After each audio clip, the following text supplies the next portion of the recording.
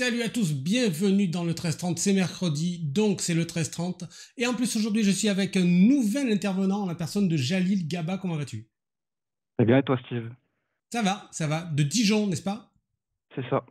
Exactement. Et en plus aujourd'hui tu vas nous parler de .NET multiplateforme 3.4, multiplateforme app UI, notamment appelé MAUI, ce qui est un petit Oui, peu tahitien à un mon petit goût. peu, légèrement.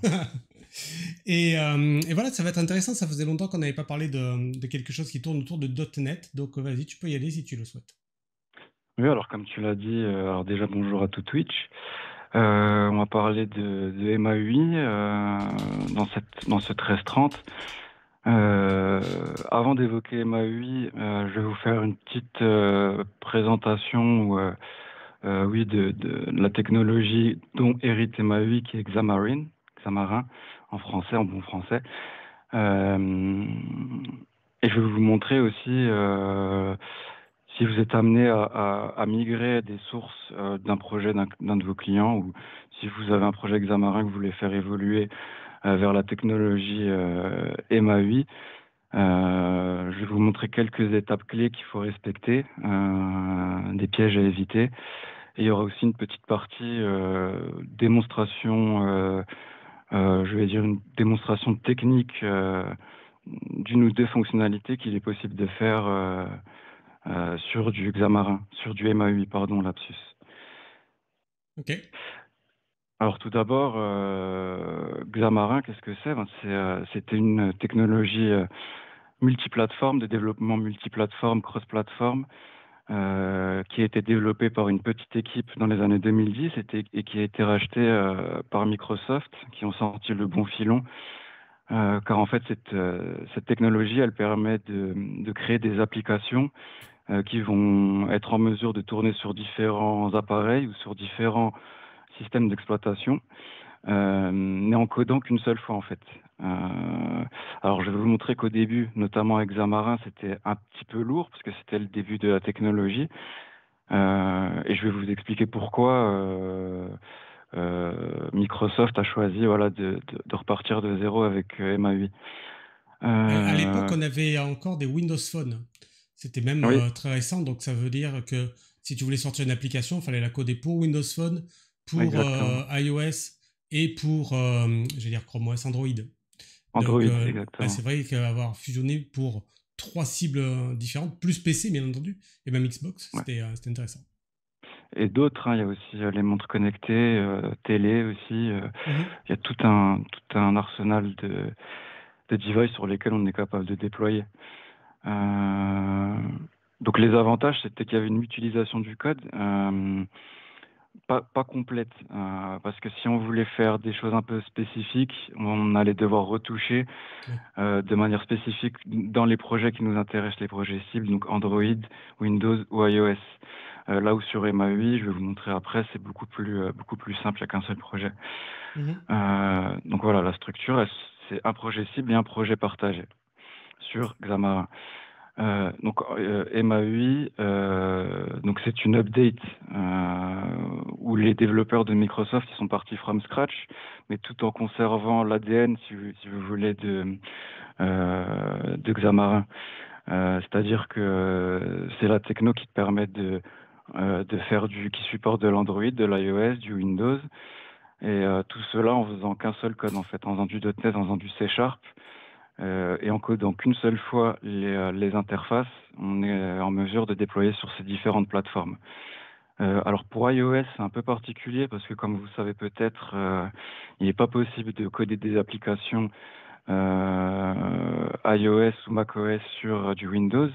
Il n'est Mhm. même pas possible de faire tourner un émulateur iOS sur du Windows. Donc c'est là où Microsoft, ils ont été assez intelligents, je trouve, c'est qu'ils ont intégré la possibilité de relier la fonctionnalité de debug lorsqu'on débug de l'iOS, de le relier à un serveur Mac en fait qu'on a en local chez soi ou sur le cloud, c'est possible aussi Mhm. sur le cloud. Et en fait, c'est ce serveur, c'est ce Mac qui va builder, donc qui va générer l'application en iOS, donc l'application MAUI qui va la compiler en iOS et qui va faire tourner un émulateur donc toujours sur le Mac. Et Visual Studio va faire du RDP, donc il va streamer l'émulateur iOS sur Windows. Il y a aucune latence. J'ai pu l'utiliser assez ponctuellement, cette fonctionnalité, mais ça marche vraiment assez bien si vous avez l'occasion de l'utiliser. Si vous devez faire des projets sur iOS et que vous disposez du matériel, ça marche plutôt bien. L'autre chose, c'est que donc MAUI fait désormais partie du cœur de .NET, là où avant, lorsqu'on voulait créer une application Xamarin, on devait ajouter des bibliothèques externes pour que ça soit fonctionnel. Là, vraiment, MAUI est intégré à .NET, ce qui fait que les futures évolutions de .NET s'appliqueront aussi à MAUI, puis on restera compatible dans les futures releases de .NET. Alors les nouveautés, j'en ai un peu parlé, c'est qu'il y a un projet unique et simplifié dans le sens où on n'est plus sur une bibliothèque PCL, là, on est vraiment sur un projet .NET, où avant c'était PCL ou .NET standard. Donc là, c'est beaucoup plus simple. Les performances ont été améliorées au niveau de la build qui est plus légère. Donc on déploie plus facilement, on génère plus facilement le code. Pareil, la personnalisation des contrôles graphiques qu'on peut être amené à utiliser suivant les plateformes a été largement revue. C'est beaucoup plus simple en code de personnaliser d'ajouter un comportement spécifique à un contrôle graphique, par exemple, suivant une plateforme spécifique. Là où avant, sur Xamarin, c'était vraiment très très lourd. La navigation aussi, c'est un énorme point qui a été ajouté grâce à MAUI, parce qu'avant, on n'avait pas le choix sur Xamarin, c'était une navigation par stack, en fait, si vous voulez. Quand on naviguait de page en page, les pages s'ajoutaient les unes au-dessus des autres, et donc si je voulais revenir à la page d'en bas, je devais dépiler toute la stack de pages. Là où Xamarin a intégré ce qu'on appelle Shell, qui est un système de routes. Voilà, on va définir des routes et on va pouvoir appeler ces routes-là dans l'application de manière beaucoup plus simple en fait. Il y a aussi l'intégration de différents services natifs, ce qui n'était pas le cas dans Xamarin. Avant, quand on voulait faire du MVVM ou l'injection de dépendance, on devait passer par des nuggets qu'on devait installer dans l'application. Là, c'est directement intégré dans la techno. Donc, c'est vraiment moins lourd. Les différences entre Xamarin et MAUI, on en a un peu parlé. Ce qui est aussi intéressant, c'est que quand on voulait faire de l'injection de dépendance, c'était un processus vraiment lourd. On devait, sur Xamarin, on devait instancier des services dans chacun, des interfaces dans chacune de nos view modèles, de nos services qui devaient les implémenter, là où MA8 te laisse le choix, voilà, de mettre n'importe quelle interface dans ton constructeur, et l'injection de dépendance se fait automatiquement si tant est que tu l'aies bien configuré dans ton projet de configuration en fait. Donc si, comme je vous l'ai dit, vous étiez amené à migrer du code Xamarin vers MAUI, il y a plusieurs étapes par lesquelles il va falloir passer. Alors je dis pas que ça va être de la magie, qu'on va faire CTRL-C, CTRL-V, tout va fonctionner. Il y aura un petit peu de travail, mais ce qui est intéressant, c'est que les interfaces, donc le code en XAML et la logique métier des vieux modèles, ainsi que des services, resteront inchangés. Là, pour le coup, on pourra faire CTRL-C, CTRL-V. Ça changera là où ça va un petit peu. On va devoir mettre un petit peu plus d'attention. Ça sera sur tout ce qui est ressources de l'application qui a été présente dans Xamarin.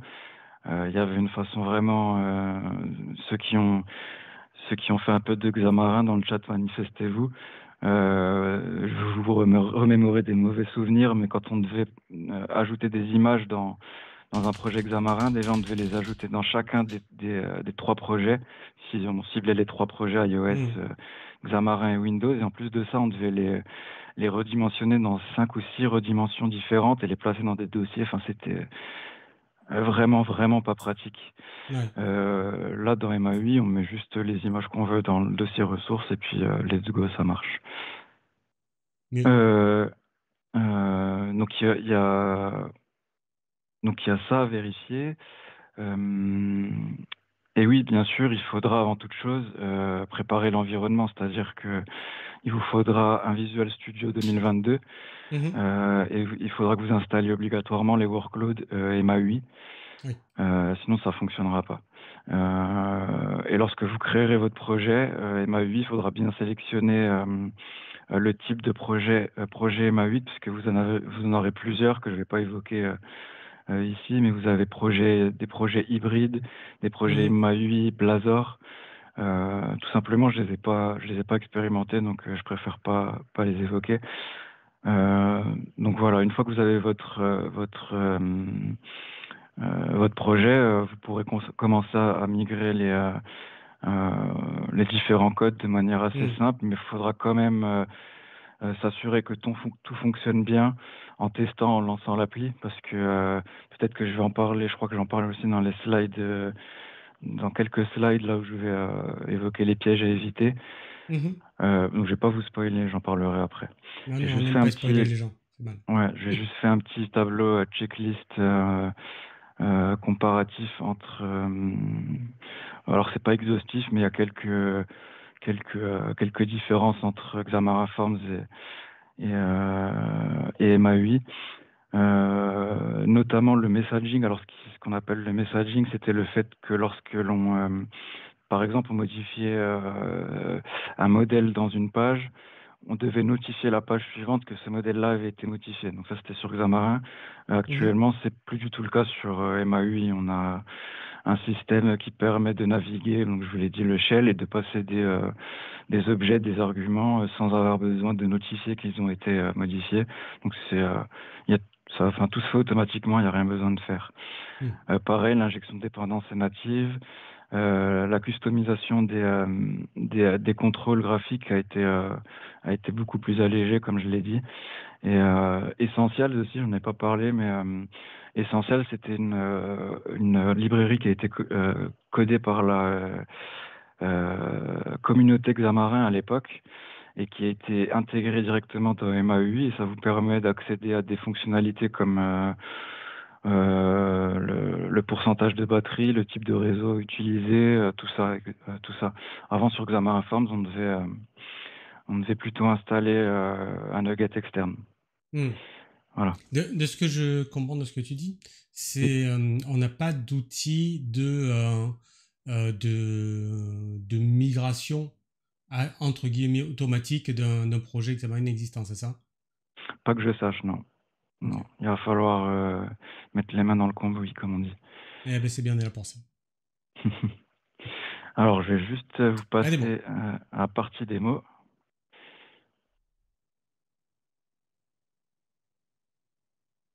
Hop, Il y a des mots pratiques en plus, hein. C'est des démo mots qui sont pas trop pratique. pratiques. Impec. Ouais, parce que là, je vais faire un petit peu de modification de code en direct. Donc, En live, putain, ça s'annonce bien ça. c'est ça.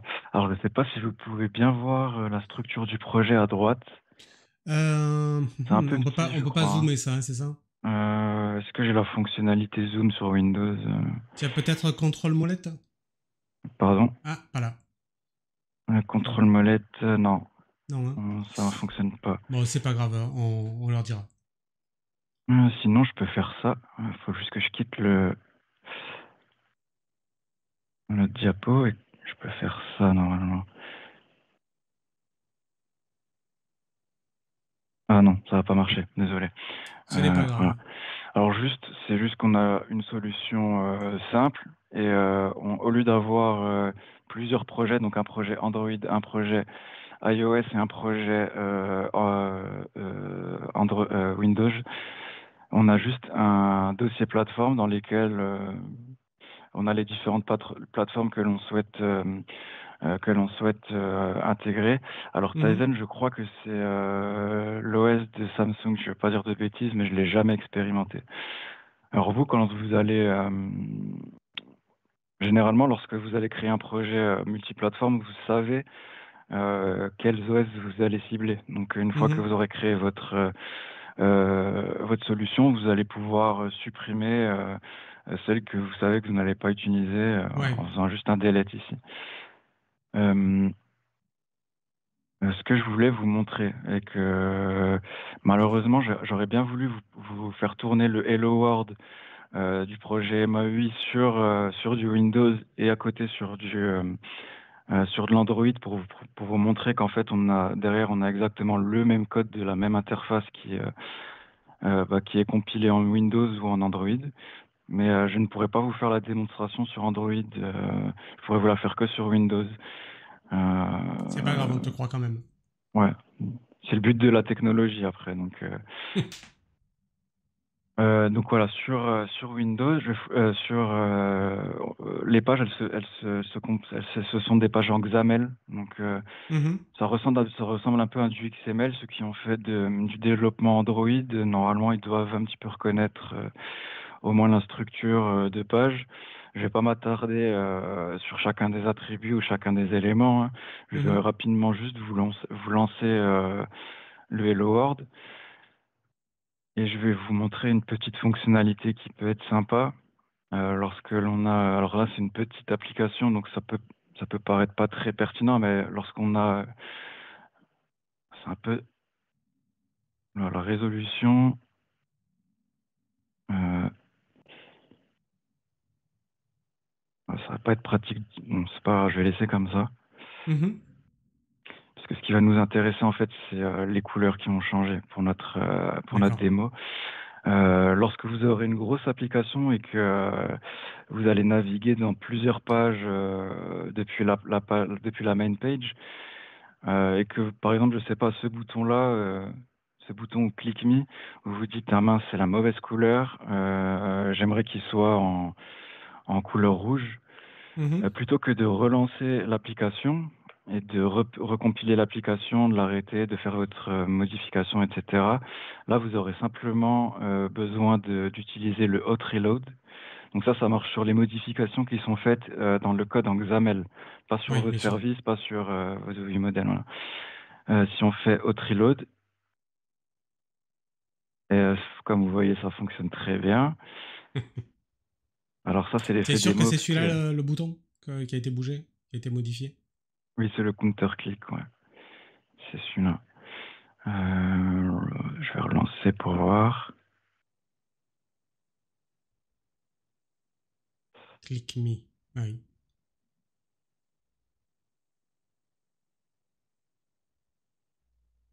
Et on Quel va réessayer le hot suspense. reload. Alors Déjà, là, est-ce il qu'il est rouge? s'affiche bien C'est en bon. rouge. Là, il est rouge. Ouais. On est content. Je vais essayer de le passer en bleu cette fois-ci. Allons-y. Oh, voilà.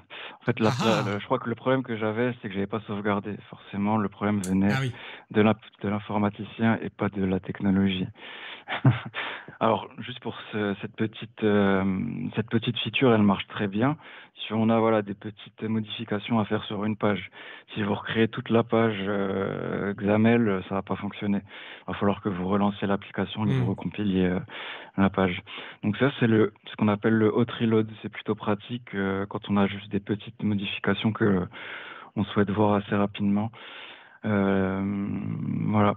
La deuxième chose que je voulais vous parler, donc là j'étais dans la partie XAML, donc l'UI, l'interface, et derrière cette partie XAML, il y a ce qu'on appelle le code behind qui est relié en fait au XAML et ici on voit qu'on a un événement qui est déclaré on counter click, qui est déclaré sur ce Mhm. bouton-là.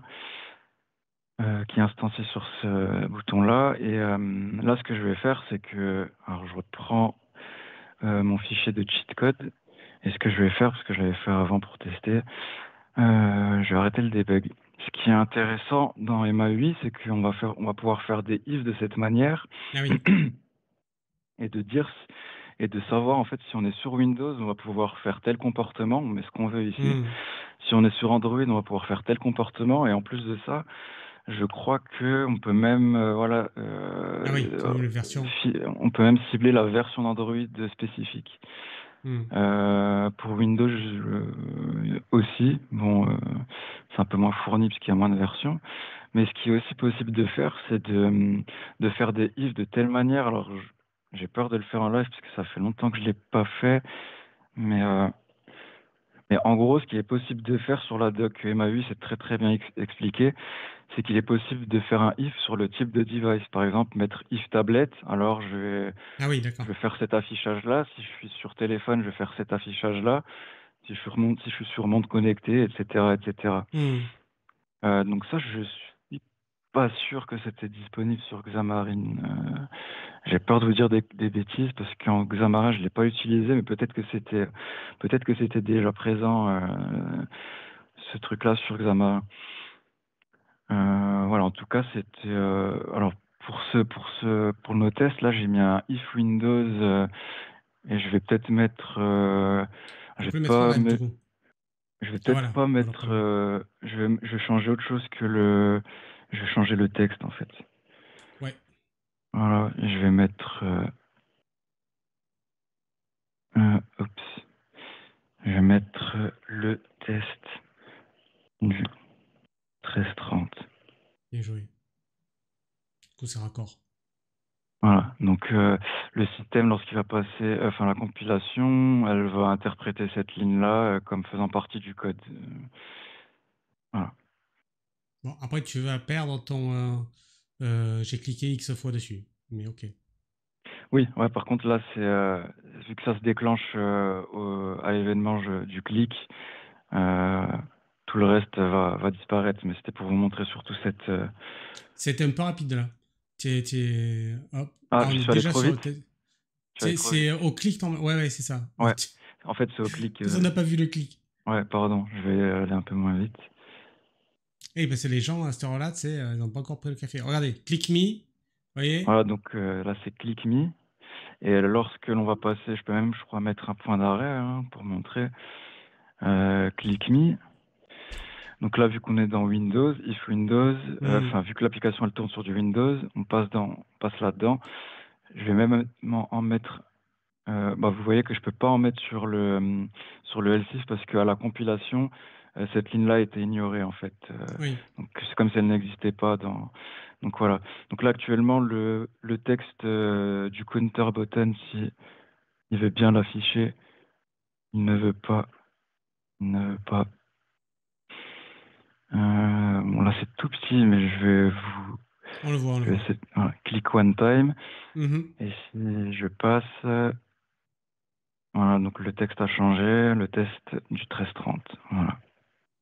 Donc on peut estimer que ça peut être assez puissant hein, si on a une application soit qui fait tourner l'application sur plusieurs, enfin si on a une application qui est susceptible de tourner sur plusieurs types de devices ou sur plusieurs types d'OS.